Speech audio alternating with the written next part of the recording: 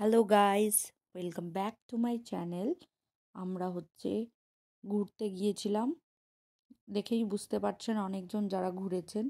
এটা আগ্রা ফোর্ট, যেটাকে বলা হয় কিলা আগ্রা, আগ্রাস রেড ফোর্ট অলসো। এটা অবস্থিত ইউপিতে, ঠিক তাজমহলের পাশেই, বেশি দূরেও নয়। এটা ফার্স্ট তৈরি হয়েছিল আকবরের টাইমে 1565-এ, আর কমপ্লিট হয়েছিল 1573-তে। এটা মুঘল ডাইনেস্টিদের আন্ডারে ছিল। এটার পরে রিনোভেট করা হয় শাহজাহানের থ্রু দিয়ে। শাহজাহান রিনোভেট করেছিল। দেখুন এর ইটগুলো যে বানিয়েছে, কি সুন্দর! মানে এত বছর পুরনো, তাও কেমন সুন্দর আছে। যদিও মেনটেনেন্স আছে। আর কাঠগুলোকে দেখুন, এই কাঠগুলোও খুবই ভালো কাঠ, এত সুন্দর। এই যে আমরা টিকিট কাটছি এখন, এই টিকিটটাকে শো করে এখন আমরা ঢুকছি। এন্ট্রান্স গেট দেখুন কত সুন্দর করে ওরা বানিয়েছিল ওই টাইমে। এখন মেনটেনেন্সের জন্য গাছপালা লাগানো এগুলো আছে, নাহলে আগে আরও সুন্দর ছিল। এইটাকে বলা হয় কিলা ই আকবরী, এটাও বলা যেতে পারে। অনেক ধরনের নাম দিয়েছে। এটা লাস্ট রুল করেছিল অরঙ্গজেব, যে খুব রুড একটা রাজা ছিল, মুঘল এম্পারার ছিল। এই যে দেখতে পাচ্ছেন, এই যে ফাঁক ফাঁকগুলো থেকে, এগুলো থেকে যে সোলজাররা ছিল, ওরা দেখতো আর হামলা করতো। আর এই দেওয়ালের উপর যে ডিজাইনগুলো ছিল, এগুলো সব গোল্ড প্লেটেড ছিল। ডিজাইনের উপরে সোনা দিয়ে তৈরি করা ছিল। কিন্তু ব্রিটিশরা যখন থেকে ইন্ডিয়াতে হামলা করলো, তারপর থেকে ওই সোনাগুলো সব নিয়ে চলে গেছে। তারপরে আমরা এখন ঢুকছি আস্তে আস্তে ভিতরের দিকে। সরু রাস্তা আছে, আস্তে করে উঁচুতে উঁচুতে চলে যাব। উঠছি। ইটগুলোকে দেখুন কত সুন্দর করে বানানো। মানে এখনকার যুগের এত মজবুত ঘর কেউ বানাতেও পারবে না, এমন সেই সময়ে ওরা বানিয়েছিল। আমরা ফ্যামিলিরা মিলে যাচ্ছি। এটা আবার ভিতরে আরেকটা এন্ট্রান্স গেট। এই যে এখানে ওয়াশরুম আছে, সঙ্গে বেবি কেয়ারের জন্য ঘর আছে। এই যে এই জায়গাটা যে দেখছেন, এখানে রাজা মিটিংয়ে বসতো। এখানে একটা কবরস্থানের মতো আছে, যেখানে জন রাসেল কলভিন ওর গ্রেভটা এখানে করা আছে। ও হয়তো ব্রিটিশের কোনো ছিল, যে এসেছিল এখানে। এইটা দিওয়ানি ই আম, যেটাকে বলা হয় হল অফ পাবলিক অডিয়েন্স।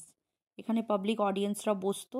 এই যে এখানে রাজা বসে পাবলিক অডিয়েন্সদের সঙ্গে কথাবার্তা যাই হোক সবই এইখানেই আলোচনা করতো।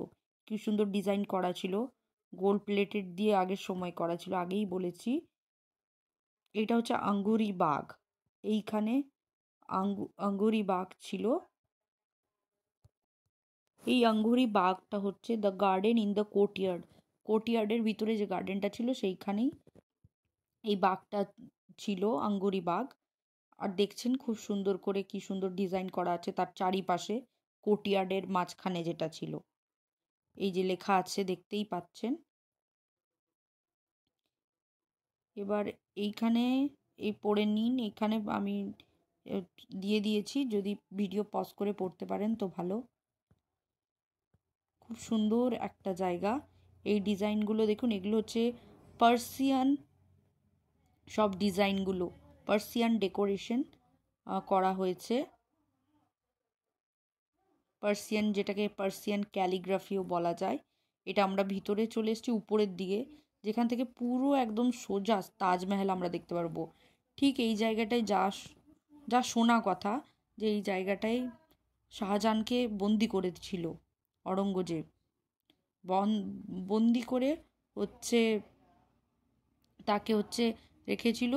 তার স্ত্রীকে যখন ওই তাজমহলে কবর দিয়েছিল মুমতাজকে, সেই তারপরেই তো অরঙ্গজেব রাজা হলেন। তখন ওকে হচ্ছে বন্দি করে ওখান থেকেই শুধু দেখতে দিত।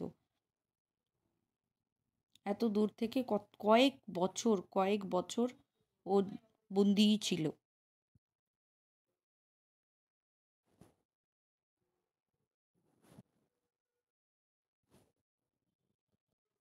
এইখানে দেখতে পাচ্ছেন এই জিনিসটা যে ডাইরেক্ট যমুনা নদীর সঙ্গে লিঙ্ক আছে, যেটা এখন বন্ধ হয়ে গেছে। সেই সময়ে যমুনা থেকে ডাইরেক্ট জলটা পড়তো, সেখান থেকে বাথ টাব যেটা ছিল সেখানে রানীরা মহারানীরা স্নান করতেন। এটা দেখতে পাচ্ছেন জেল একটা, যেখানে কয়েদিদের বন্দি করে রাখা হতো। এইবার চলে আসুন আরেকটি জায়গায় আমরা দেখব। এখান থেকে এই যে আমরা দেখতে পাবো এখন মিনা মসজিদ। এর ভিতরে আগ্রা ফোর্টের ভিতরে অনেক মসজিদ আছে। এই একটা দেখলাম মিনা মসজিদ, আরও আস্তে আস্তে আমরা দেখাবো আপনাদের। খুব সুন্দর জায়গা, একবার ভিজিট করতে পারেন। এই যে আমরা ছাদে উঠে দেখছি তাজমহলটা, সোজা তাজমহল। আর এখানে হচ্ছে দিওয়ানি ই খাস, the hall of private audience, সেটা দেখতে পাচ্ছেন এই জায়গাটাই। এবার আমরা চলে এসেছি ছাদের দিকে।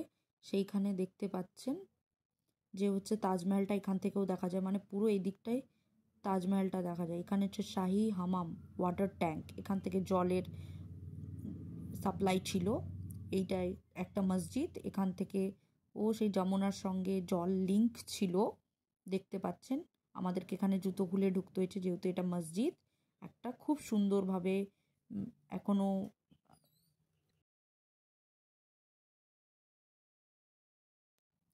আমরা এখন এখান থেকে বেরিয়ে যাব বাইরের দিকে, বারান্দা হতে বাইরের দিকে একদম।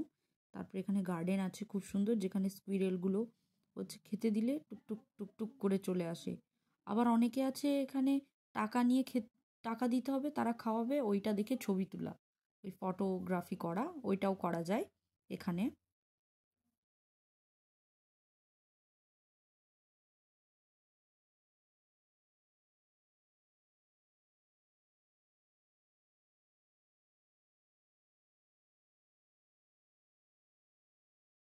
এরপরে আমরা চলে যাব হচ্ছে অন্য দিকটায়।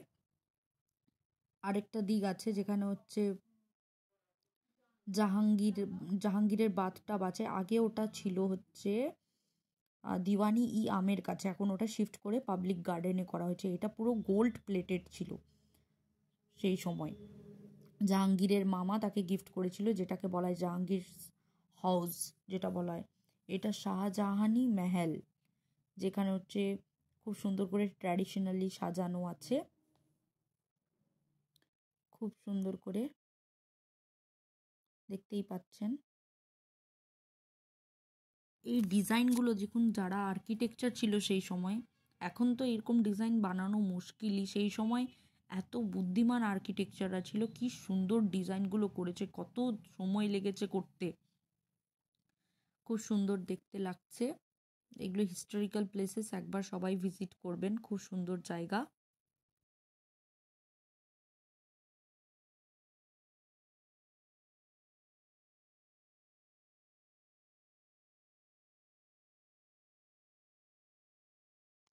এই জায়গাগুলোতে রানীরা থাকতো, রাজার যে স্ত্রী তারা থাকতেন।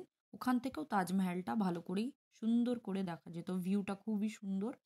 কিন্তু শাহজাহানকে যে বন্দি করেছিল, এত কষ্ট সইছে যে ছিল, তাজমহলটা দূর থেকে দেখছিল, খুব অবাকজনক। আমরা পুরোটা ভিজিট করে নিয়েছি, আপনাদেরও কিছুটা দেখিয়েছি। এবার আস্তে আস্তে আমরা বেরিয়ে আসছি। এখানে একটা কিউআর কোড আছে, যেখানে আপনি আগ্রা ফোর্টের পুরো বিষয়টা জেনে নিতে পারবেন, কিউআর কোডে ভালো করে দেওয়া থাকবে। এটা ছিল আগ্রা ফোর্টের ভিউ, খুবই সুন্দর, একবার ভিজিট করতে পারেন।